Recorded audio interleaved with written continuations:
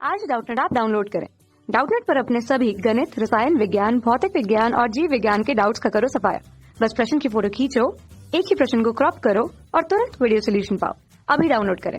प्रश्न दिया है, एक लोलक की डोरी 2 मीटर लंबी है। लोलक को एक ओर से इस प्रकार हटाया जाता है कि डोरी पूर्णतः क्षैतिज हो जाए। तत्पश्चात लोलक के छोड़ दिया जाता है। निम्न बिंदु पर लोलक की चाल क्या होगी? मान लीजिए कि प्रारंभिक ऊर्जा का 10% प्रतिरोध के विरुद्ध व्यय हो जाता है। तो आइए हम लोग प्रश्न को हल करते हैं। तो देखिए, हमारे पास बोला गया है कि एक लोलक है बोल के, ठीक है। तो इस तरह से हम लोग मान लेते हैं कि इस तरह से लोलक जो है वो हमारे पास रखा हुआ है। ये रहा उसका गोलक। इस स्थिति को हम लोग इस तरह से दर्शा देते हैं कि ये बिंदु O है और ये बिंदु A है। अब इसको इस तरह से लोलक को हटाया जाता है कि ये पूर्णतः जो डोरी है, ठीक है, ये 2 मीटर लंबी डोरी है। तो ये जो डोरी है ये पूर्णतः क्षैतिज हो जाती है, अर्थात हमें इस प्रकार से प्राप्त होती है। इस तरह से ये क्षैतिज हो जाती है और ये जब क्षैतिज होगी तो गोलक भी तो हमारा इधर ही आ जाएगा इस तरह से। ये रहा गोलक। और अभी भी डोरी की लंबाई हम लोग देखें तो 2 ही मीटर है, हमने डोरी की लंबाई परिवर्तित नहीं की है। तो इस तरह से ये जो गोलक की स्थिति बदल रही है, ये हम लोग इसको बी स्थिति बोल देते हैं।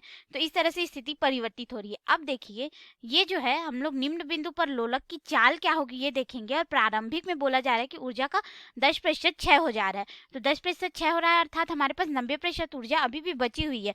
तो हमारे पास जो इस स्थिति में स्थितिज ऊर्जा है वो इस स्थिति में आने पे जो गोलक की गतिज ऊर्जा होगी उसके बराबर होगी।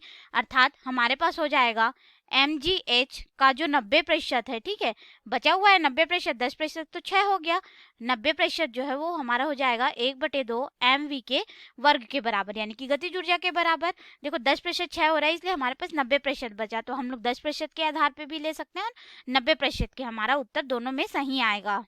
अब हम लोग को यहाँ पे वेग का मान निकालना है। तो हम लोग क्या करेंगे, देखिए यहाँ पे दोनों तरफ ये द्रव्यमान को दर्शाएगा गोलक का, तो ये दोनों ही कट जाएंगे। हमें वेग का मान निकालना है तो 1/2 को हम लोग इधर पक्षांतर कर देंगे और ये जो 90% है इसको हम लोग अंक में लिख लेते हैं। तो अंक में लिखेंगे तो क्या हो जाएगा, देखिए ये हो गया GH गुणित 90/100 और 1/2 को इधर पक्षांतर करेंगे तो 2 यहाँ पे गुणा हो जाएगा और हमारे पास यहाँ पे v का वर्ग बचेगा।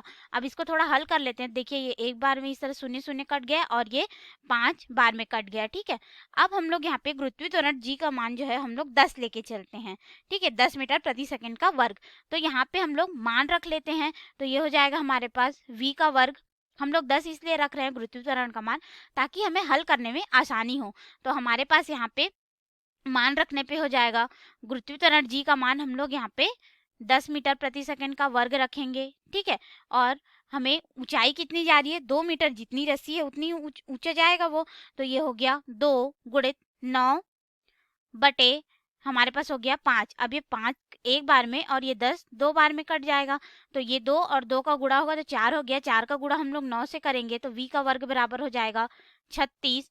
और हमें यहाँ पे v का मान निकालना है तो हम लोग v के वर्ग को इधर पक्षांतर करेंगे तो ये हो जाएगा वर्गमूल 36 और वर्गमूल 36 का मान हमारे पास v बराबर 6 आता है। अर्थात 6 मीटर प्रति सेकंड के वेग से जो गोलक की चाल होगी वो हमें प्राप्त होगी। तो ये हो गया हमारे प्रश्न का उत्तर जो कि हमें ज्ञात करने के लिए बोला गया था। धन्यवाद।